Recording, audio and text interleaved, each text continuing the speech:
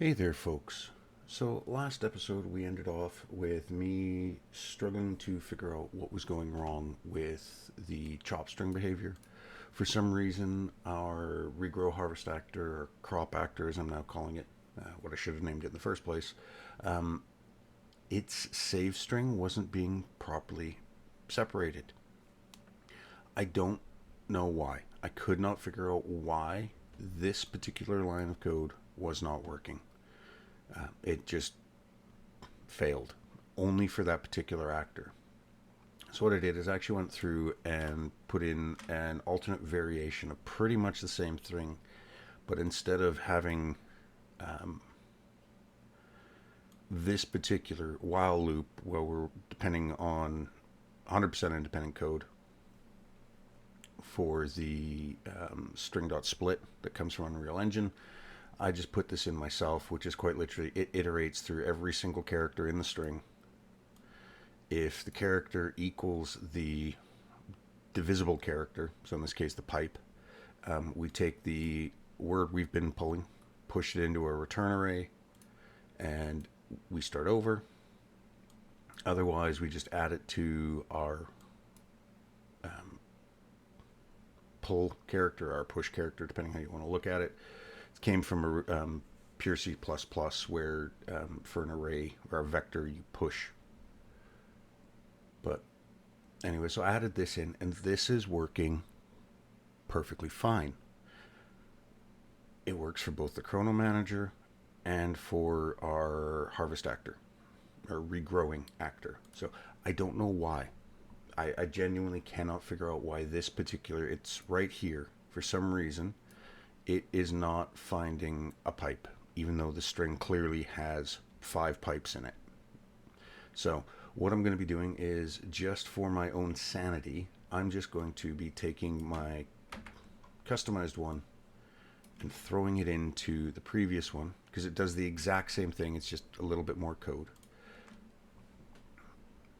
And if you see, I had this just chop string 2, so I'm actually going to get rid of that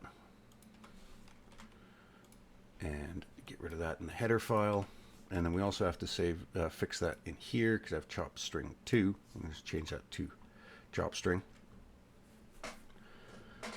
And that fixes that issue. But this episode, I also want to go through and cover some other refactoring, some other code cleanup. And there was actually, well, technically it's a bug at this point. It's been around long enough. It was a code oversight on my part. But with that, the first thing I want to do is I actually want to refactor the Chrono Manager's lighting to use that alpha channel in the color to be our intensity. And the reason being for that is it's one less piece of data we need. The alpha channel information isn't being used right now for our rotation. It's just an unused value. And we can put all of this into a single object instead of 2 separate ones. And I had done this simply because I wanted to be able to independently edit those. But ultimately, thinking about it, we don't need a separate curve float just for the intensity when we can use the linear curve color, or curve linear color, sorry, to include that information. So I'm going to also work on that. And yet again, I forgot to turn off my phone. Turn that down to silent.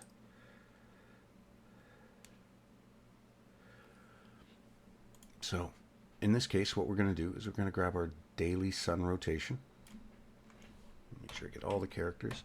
And we're going to head into our chrono manager, and we want the update lighting. So in here, we are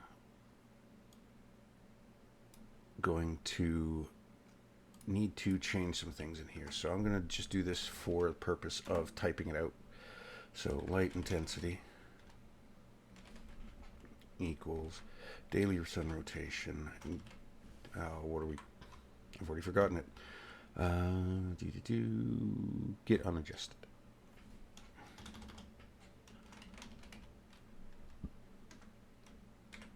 Current time of day alpha.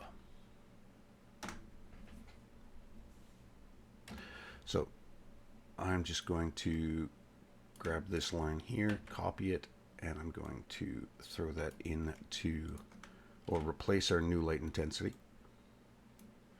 and get rid of this one I typed out. And then new light intensity plus annual, what do we call that one? Annual sun rotation.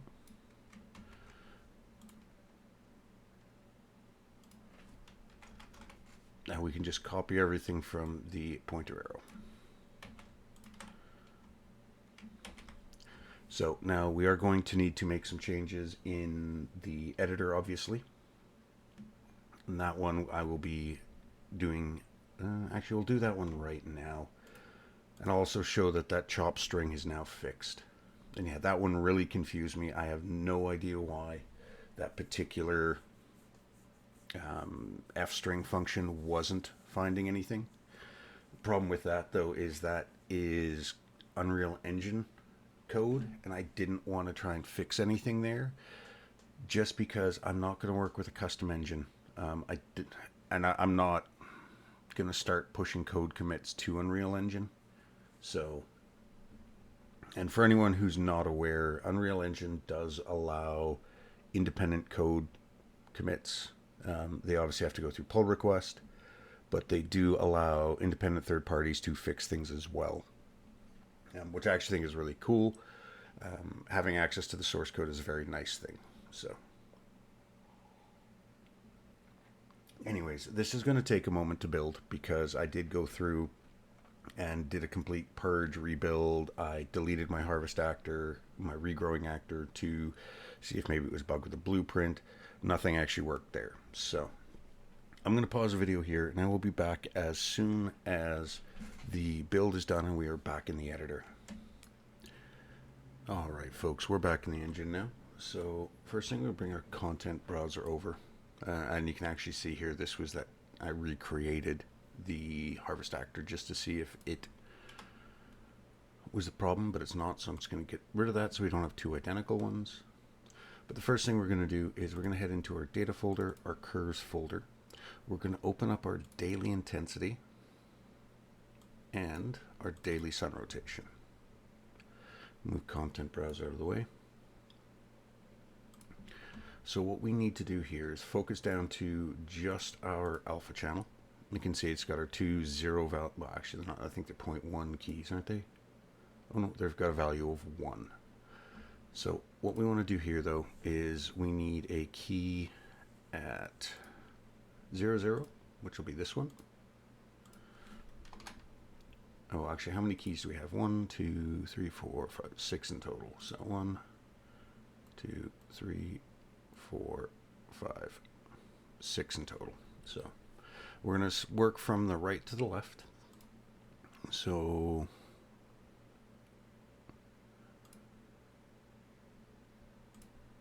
do that, and okay, yeah, they go 1440. So we're going to work on our last key, which is this one here, and that is going to be a value of 1440. 1440, yeah. So 1440. Then we just bring one in and drop it back, and you can see we now have all of our keys here. Our next one is at 1320. So we're going to zoom in here.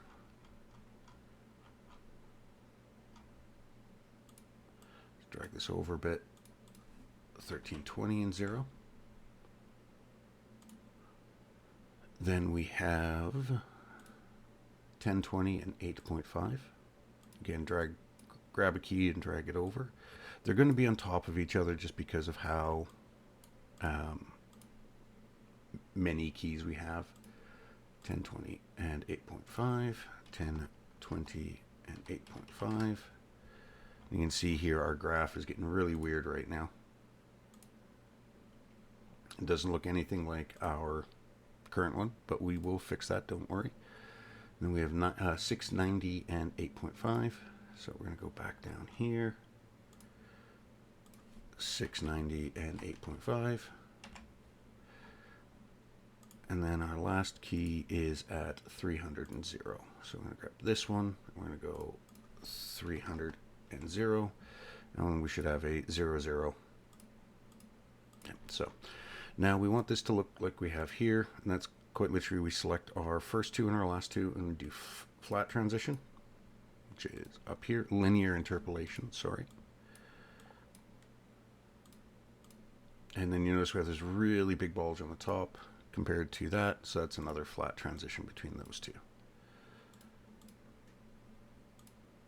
But you can see we have these curves between during that period. So you select those two and you do a auto. Now it's not going to want to work because we did that. Auto, flat, flat, flat. And you can see we have a bit of curve, but for whatever reason, which one is it? It's the first one up here. That is given the auto. You can tell what sort of key interpolation they've got by the shape. If you notice up here, we have a triangular one. That's for our linear. We have a diamond, even square diamond is rotated 45 degrees, and that's our curve. So you can see we have roughly the same shape. A little bit less up here, but again, these aren't final values. These are just working values. We bring everything back in though, and you can see all the curves now. You can see we have our red, green, blue channels for our rotation and our alpha channel for our intensity. Close out of these. We'll go select our chrono manager. I'm going to take a quick look in our lighting section. You can see we don't have an annual one yet. We do have an annual sun intensity, but we do need an annual sun rotation.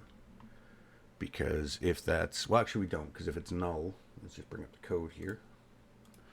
What am I in? Chrono manager, update lighting.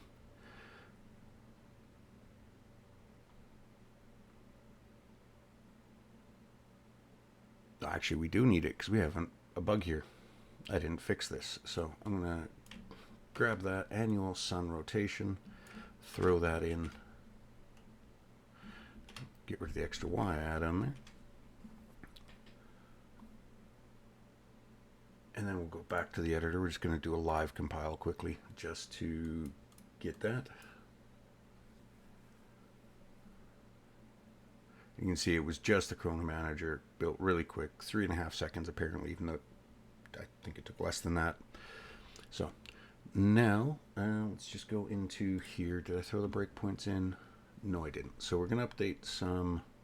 Oh, check this. So we're going to update our lighting. Throw a breakpoint right here in the update lighting, and we're just going to run an editor. This should hop straight into our code once it actually loads. There we go. Ignore changes. So new intensity. You can see it has a value of 8.5 because our current time of day is 7:20. That's middle of the day. Sun rotation, annual sun rotation, let me correct that, is a null value. So we just skip over this part. And our new intensity is 8.5. With our max, we have that as 10. So everything is working there. So we can get rid of those breakpoints. Now the other thing I want to show you is how that chop string fix is working. So let's just shift F1 to hop out. I'll close down lighting, open this up in current time. So right now we are sitting at 28.7. Actually, I'm going to speed this up. Oh, that's not what I wanted to do. Because for this testing, we want things to be going a little faster. So I'm going to speed that up to twice as fast. Select our chrono manager. So right now, when I hit save, it's going to be 18. So I saved at 18 hours on 28th day.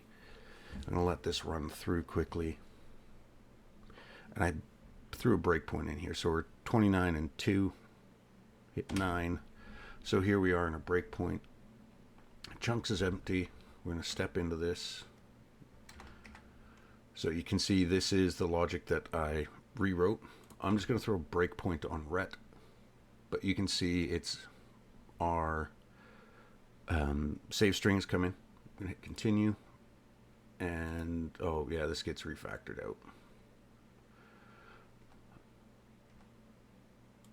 doesn't it? Or no, is that stupid goes through twice? Yeah, I get it optimized out. So anyways, we can step through and we can see chunks have the 6 values we're expecting. Do this again, and now that was in the regrow actor, my apologies there. But we're in Chrono Manager, and go down, get rid of that breakpoint. So we don't need to go through this every time. Continue, get rid of that. And chunks again has the 6 values, so everything is working there. So here you can see it's 28 and 19. I'm going to just start getting rid of these breakpoints. So this is, as you can see, for our regrowing actor. I really should have named this crop actor because that's what it is. You get some crops that are only grow once, so I guess that works. And then we have the same thing on a chrono. Stop that. So 28 and 19, 28, 18. Okay, so that's working there. Regrow. And you can see it's 7, 28, 12. Wait for that to change. It should update shortly. Oh, no, because I haven't picked it. So now you can see it is 7:29 and 10, because that is when it was picked. We grab that time right away, and then we set it into the actor's information. There you go. It's changed over, so we're going to hit 9, and you see that goes back to when it was not picked. And hard to see in the dark, but you can see, actually, 5, nope, 4, 3, there it is, 2, F2. You can see the berries are back on there as well after it was loaded. So that is showing that we have our save string working now properly. We fixed our intensity. As you could see, the sunlight was getting brighter and dimmer over the course of the day. As I mentioned, I haven't done the annual yet because I need to figure out the exact math there. And I did mention there was a bug from actually one of the very first episodes. So in here, pay attention to the stamina. Actually, I'm going to wait for that to go away and get up here. So watch what happens when I double jump. You see stamina goes through because I'm pressing the spacebar to jump multiple times, but I'm not actually jumping. We don't have a double jump because, well, you can't really double jump in real life. So this was something that was caught by one of the subscribers. Let me make sure I get his name right here and I'll actually throw up the comment on the screen. But it's Lord Commander 0227. He caught this issue when he was going through doing his work. And no, I don't want to save that. That's just a halftime. But it's actually a really easy fix. And I threw it in the comments for him just so he could work on it right away. But it's very, very easy. So we go into our player character, into our player jump logic. And we have our block character input, which we already know. This is going to prevent anything below it happening. But here's if ATF character can jump and not get movement component. IntelliSense is running a little slow, is falling. So again, as I had mentioned in the comments, this is something I had completely missed when I set up this original logic when we moved the character over. But this particular addition here of getting the movement component and checking if it's falling, what that's doing is it's seeing is the actor being subjected to gravity? Technically, when you're jumping and you're accelerating up, you're still falling, just in a negative direction. That's how the code reads it. So we grab our movement component, we check if we're falling, and as long as we're not falling, that's what the exclamation's for anyone not familiar with C++, we're allowing the character to jump. So, as I said, that was a bug. Lord Commander 0227 found that, pointed it out. That is 100% on me. I missed that in my urgency to get the first episode of preparing the project and moving all my files around. I completely missed that one. Actually took me surprisingly long to figure out the get movement component part when I was first starting my adventures in Unreal. But this is the movement component has a lot of useful functionality for just that, moving. And in this case, it's checking if it's falling. So I'm going to quickly build that again. And this is going to pull in both changes, so it might take a little bit to build, but it's it shouldn't, but knowing my system, it will, because it's being a pain in the butt. Well, while that's going through, let's see, what else did I have for notes for today's episode?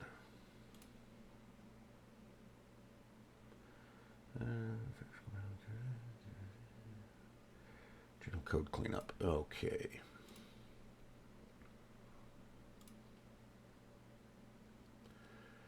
So one of the other notes I had was some general code cleanup, just because this is a bit of a refactoring and cleanup episode. So I didn't specifically provide any additional notes over in that. So, oh, there you go, that built. So we're going to hop into the editor quickly and just test that jump out.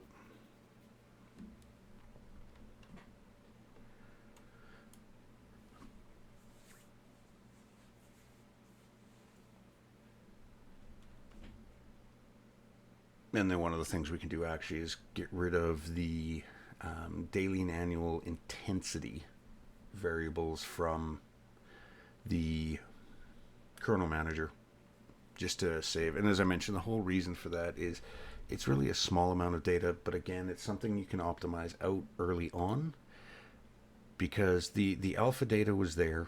We already had, and sorry, the color curve already had the alpha data.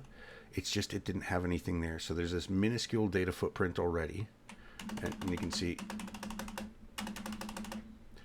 it only happens once. And you could hear I was pressing the space bar, jumping as I was going up, which is why, like I said, the is falling counts is basically saying, are you being subjected to gravity? Yes, you're being subjected to gravity for your vertical trend speed. It's just when you're jumping up, it's a negative value the way the code works. So, but anyway, so that is that fixed there. And close back out of the editor. But going back to our Chrono Manager, the whole purpose of getting rid of the daily float curve is we could either have, and I'd mentioned this, that this could have been a vector curve that just used the 3 channels. But this data footprint, though it's pretty small, is still a data footprint, like memory footprint. And that's something you want to, if you can remove it, remove it. You don't need that. Oh, it's just getting rid of that little blueprint note because it hasn't recompiled yet. So that is a big one. And that's actually something to do here as well. Skylight daily color.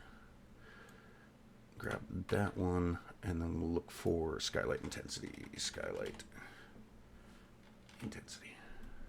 Did I not? New skylight intensity. Oh, it's right there. So here we want skylight daily color, get unadjusted linear color. I'm just going to grab this. I don't have to worry about my spelling. .a.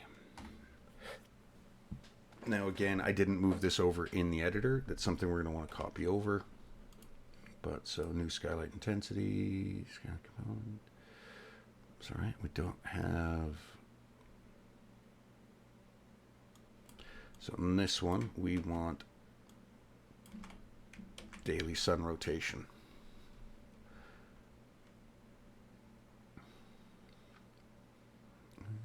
That's all the errors there. Okay, let's go through and we can get rid of that one. Now again, like I said, it's minuscule amounts of memory, but it's the same thing as when, like I can't do it here because that's the predefined one, but using a constant float for all my internal functions. So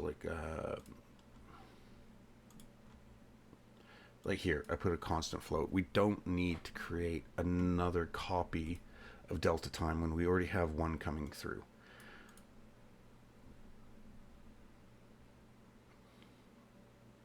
And I think the best way to describe this for anyone not overly familiar is, so this we're getting handed a piece of paper with a bit of information on it in this function. That's what this delta time is representing. If we go over to our tick function here, we're passing that through to the super tick. Again, that doesn't use a constant. Should, in my opinion, because it's not modifying it and it's not using a reference. It's creating a brand new copy of that delta time value. And what that means is, again, using that piece of paper reference, somebody puts it in a photocopier, gets a copy of it, and sends it off to, in this case, the super tick function. Well, down here, because update time is using a constant float, what's happening is that original piece of paper that came through here gets handed off to update time, and then as soon as this function is finished, it passes it back to the main tick. And if we had more, I'm trying to think, we've got one that's, I think StatLine's got a good chunk of that, better example. So yeah, so here, so we have our, just explain that, because this is a big one. I want to make sure some people are understanding because of how it works. So in here, we're getting a copy of a piece of information. We are taking a photocopy of that and passing it through to the super tick component. And then we're checking here, we're just checking, okay, is it information we're actually worried about? And then what we're doing is, instead of creating another photocopy and passing it off, we are taking this original copy, giving it to the tick stats. And then within tick stats, it's go, okay, tick stamina, constant float. We're handing tick stamina that piece of paper, it passes it back. Tick hunger, gets a piece of paper, passes it back, so on and so forth. And the whole reason for that is, if like this wasn't a constant float this wasn't a float reference. That's specifically to the reference part, the ampersand there. What would happen is when tick stat gets it, creates a photocopy. When tick stamina gets it, photocopy. Tick hunger, photocopy. Thirst, photocopy. Health, photocopy. And what that would do is, once all of this is done here, garbage collection needs to come in and goes, okay, this photocopy I need to destroy, this photocopy I need to destroy, this photocopy I need to destroy. And again, it's very minimal in the scope of this particular function, but in the grand scheme of things, imagine you had, I don't know, we'll say 100 actors with a stat line component. Well, that's 1, 2, 3, 4, 5. That's 500 copies of a value that's identical across the board. All 500 of those are going to be 0.01 or whatever the tick rate is. You don't need 500 copies of that. You could get that down to 100 just by this value right here. So, now it's really random to go on that side tangent, but I wanted to explain that because I know the use of a reference, the ampersand, is a little confusing to some people. And I know the difference between a reference and a pointer is a little hard to understand sometimes. But again, my best way of describing it, and this might not work for everyone, but again, we'll use that piece of paper.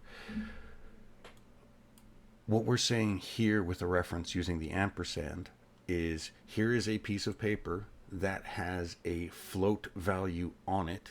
It is a value. It could be 0.0, but it is a value. Whereas the pointer, which is the asterisk use, is, here's a piece of paper. I know it's meant to have a float value on it. I haven't checked. It could be blank. It could have a string that says Tom on it. It could have an integer, or it could be something completely irrelevant, different.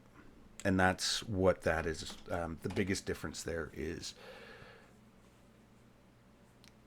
this guarantees it is a float and it has some value. It could be 0.0, which is technically a value. And then a pointer is, here's a piece of paper. I think it's got the information you need on it. and you're just hoping that it's right. So, anyways, that side tangent done with now. What are you complaining about here? Yeah. Uninitialized moving component. Yeah, that's fine. I'm just going to save things there. I'm trying to think, is there anything else to cover in here? Well, we can put some logging in. Did I add a logger to this? No, I didn't. Include logger.h. Logger get instance add message error level. So this is one I found, and you'll notice I've done it two different ways in here, just because I found it. You can go through and just do EL_error based on my naming convention, but I do like to do the error level : The reason being for that is this is a very clear indicator I'm wanting this.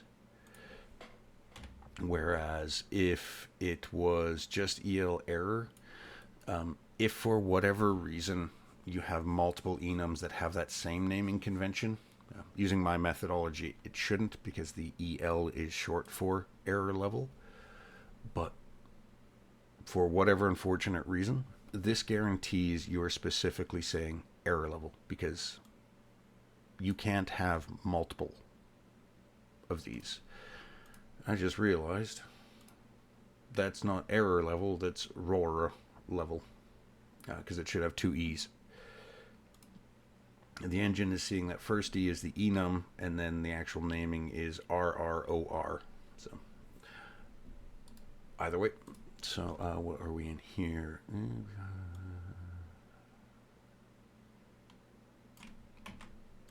And just to explain how I do my logging. So right here, if you notice, I've copied the class and function name, and then I put my message after that. The whole purpose for that is to be able to say, okay, I know exactly where this code is failing. Unexpected index.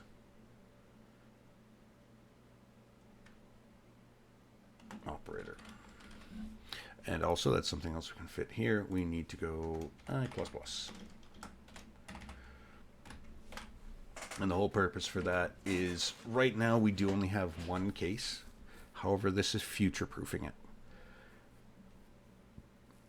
so that we know the first instance, case 0, is always going to be our harvest tracking information. And that is what's here. The very first thing we add in is our harvest tracking information. If we need to add in more information, then we would put it here. Nope, I had my cursor in the wrong place. That would be index 1, index 2, so on and so forth. So we added that there, and we added that in. We need to do the same thing for the Chrono Manager. Just copy this whole thing. Chrono Manager source. I do have the logger in there, so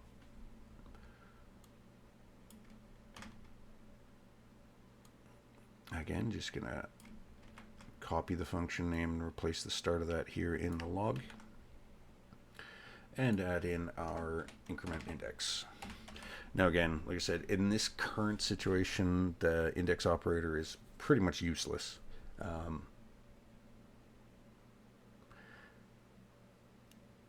And yeah, but you could also change this to a for int x equals 0, x less than data.num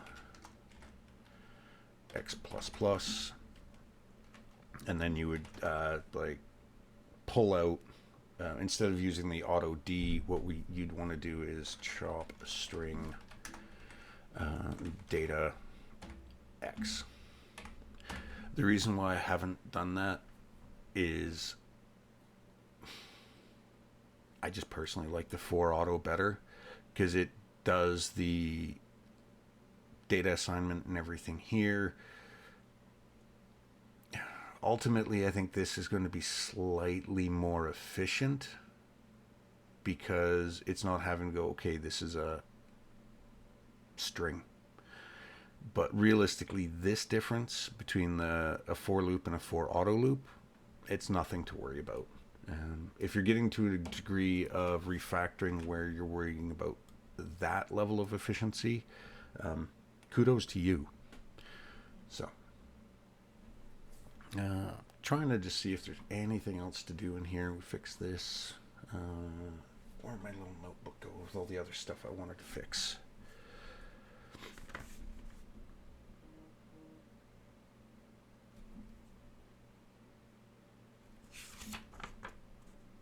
I think that's everything I've got for now. So, with that, folks, this is going to be a bit of a shorter episode. It's just got some general refactoring cleanup and that bug fix. Next episode, I'm not 100% sure. I've got a more complex system I want to start working on, but I do need to do a little more thinking about it. I do also have just some general random sort of one-off code classes I want to create. So I'm not sure which one I'm going to do yet. It depends on whether or not I've managed to get that last bit of information figured out for my more complex project. But it's going to be one of two things. It's either going to be this more complex project, or it's going to be some random actor stuff that I want to get done. So with that, though, folks, as always, any comments, questions, suggestions, concerns, please feel free to leave them in the comments below. And as always, thanks for watching. We'll see you on the next episode.